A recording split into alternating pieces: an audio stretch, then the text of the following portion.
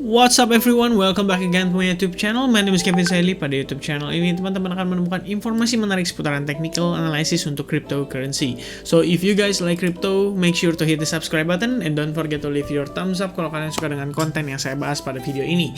Anyway guys, saya akan berikan update seputaran Bitcoin, but before saya berikan update, saya pengen ucapkan selamat Hari Raya Kemerdekaan Republik Indonesia 17 Agustus 2021. Right, tanpa berpanjang-panjang langsung aja kita masuk ke dalam pembahasan Bitcoinnya. Anyway guys, kalian lihat ya sekarang pergerakan Bitcoin itu sedikit rebound ya pasca dia kembali terseok-seok lagi maksudnya ya ke area bagian bawahnya dia.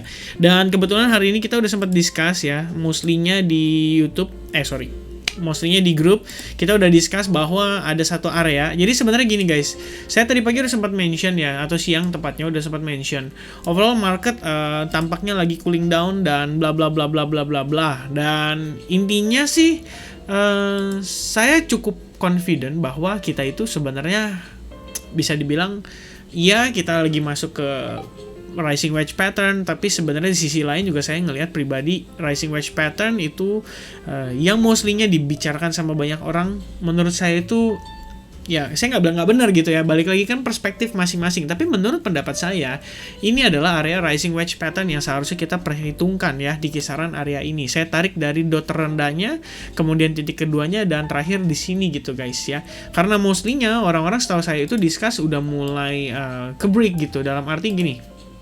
Misalkan let's say kita coba cari time frame ini ya, kosong ya. Nah, mostly-nya gini guys. Mostly-nya orang bilang ini adalah rising wedge pattern, tapi mereka nariknya tuh dari sini, oke. Dan next one di sini, dan nextnya lagi di sini ya. Nah, kurang lebih gambarannya kayak gini. Jadi more like udah break gitu loh. Dan ya gitu, kalau saya pribadi tampaknya kurang setuju ya, maksudnya dengan tarikan garis di sini gitu ya kalau pribadi. Tapi kan balik lagi setiap orang punya perspektifnya masing-masing, dan entahlah apakah ini sudah break atau belum. Nah, maybe kalian bisa bantu saya juga dengan sharing di kolom komentar ya, apakah ini rising wedge pattern yang sudah break atau sebenarnya rising wedge pattern yang ini yang lebih preferable. Alright guys, so I think that's it untuk openingnya ya, mudah-mudahan bermanfaat. Alright, langsung aja kita masuk ke dalam pembahasannya. Jadi realnya di sini kita akan bahas dari time frame daily dulu as usual. Untuk pergerakan time frame daily sebenarnya agak-agak unexpected ya. Pasca dia buntut panjang begini, ternyata dia closingnya besoknya malah turun gitu ya, dan full red candle dengan kondisi kita justru ini tampak kurang bagus. Kenapa? Karena kita malah jadi kayak ngetes area resistance-nya dan failed untuk close di atas ini gitu loh guys ya. Jadi basically kita kayak failed close di atas ini dan malah balik turun serta closingnya di bawah. Dan ya di bawahnya sih untungnya masih di kisaran area Fibo level 161,8 dan Fibo level 200% yang saya terakhir tarik gitu ya. Kalau misalkan ada yang nanya dari mana areanya, nanti dibilangnya pusing gitu kan. Nah, ini seenggaknya saya kasih gambaran deh ya, biar ada gambaran. Nah, ini adalah area 161,8-nya, dan Fibo level 200-nya itu saya tarik dari Fibo extension sini ketemu dengan level ini gitu ya. Nah, tuh kurang lebih kisaran area 200% di situ. Jadi saya kasih kotak di sana supaya teman-teman ada gambaran potensial pergerakan daripada si BNB gitu ya. Kok BNB? Bitcoin. Ini adalah area supportnya dan ini adalah area resistance-nya. Jadi untuk saat ini kita ngelihat pribadi mungkin dia akan sideways di kisaran area ini guys ya, mengikuti dengan si RSI-nya yang sebetulnya ini saya ganti ke MACD tadi ya. Oke, saya ganti ke RSI dulu sebentar guys ya, mengikuti RSI-nya yang sekarang sebenarnya ini menunjukkan adanya tanda-tanda bearish divergence gitu ya guys. Jadi apakah ini memang bagian daripada sideways itu ya, market untuk refresh, which means kita masih bisa ngelihat dia rebound lagi, atau ya mungkin ini adalah bagian dari retest ya terhadap area resistance ini gitu guys ya.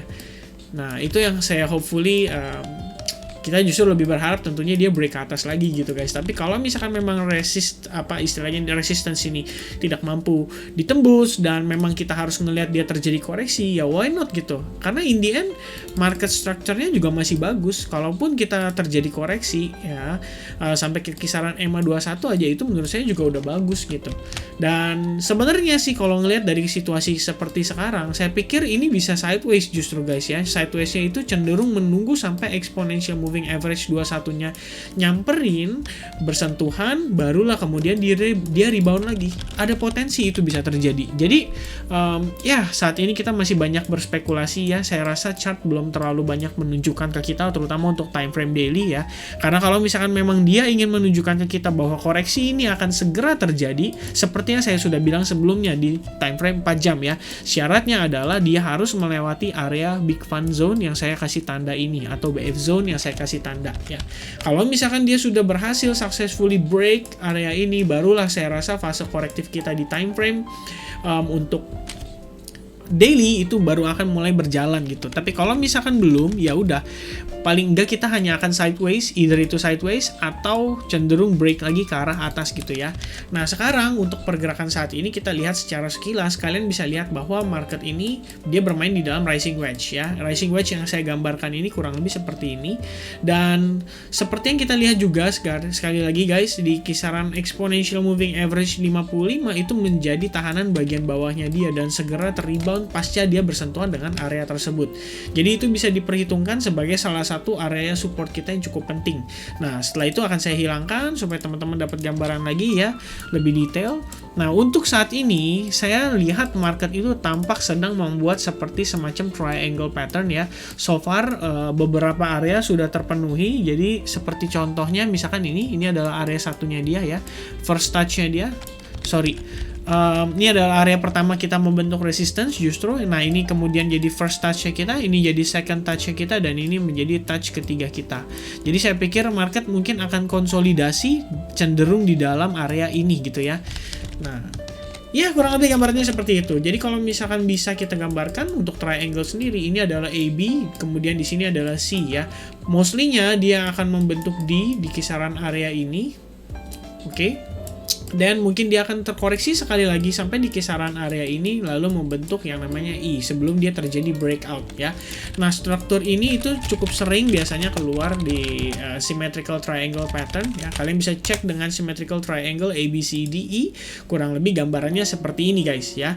Jadi berproses saat ini itu menurut saya sedang berproses dalam mendevelop hal tersebut, dan bisa saja saya salah ya, bisa aja tiba-tiba di sini dia terjadi break langsung gitu. Balik lagi tergantung market pada sesi Amerika Serikat malam hari ini. Nah sementara saat closing jam 7 kita ngeliat closingnya sangat bagus justru ya. Setelah dia terpressure, terpressure kemarin, kemudian kita lihat ada rebound, lalu sekali lagi kita terpressure, but this time dia failed untuk membuat yang namanya lower low. Disinilah kita dapat konfirmasi bahwa market itu semacam membentuk symmetrical triangle, which means dari sisi sellernya sendiri dia juga failed untuk mempressure si market ya. Nah sekarang setelah dia rebound terakhir, kemudian last test ya di candle 4 jam ini, malah dihajar balik dengan candle bullish berwarna hijau ini, dan cukup signifikan penguatannya hingga closingnya berada di kisaran area ini. Nah saya rasa kurang lebih untuk 4 jam skenarionya akan tampak seperti itu. Dan untuk ini 4 jam ya, sebenarnya ini skenario di time frame 1 jam. Kita ngelihat di sini. Jadi buat teman-teman yang masih ingat dengan sharing saya seputaran range ya, make sure kalian nonton video study time saya yang seputaran range. Ini justru sudah memenuhi target. Sudah memenuhi skenario ya.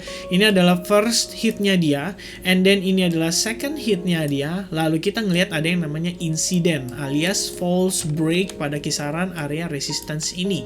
Dan disitulah kita tahu bahwa market ini kemungkinan sedang bermain di dalam suatu range atau terkonsolidasi di dalam suatu range guys ya.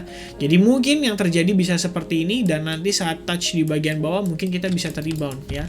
Kurang lebih gambaran saya seperti itu untuk penjelasan tentang seputaran si Bitcoin saat ini ya. Kalau misalkan tadi ya, kebetulan kita ada sharing juga di grup, dan kebetulan ada para copet-copet di sini guys ya. Mereka suka sekali dengan spekulasi dan gambling.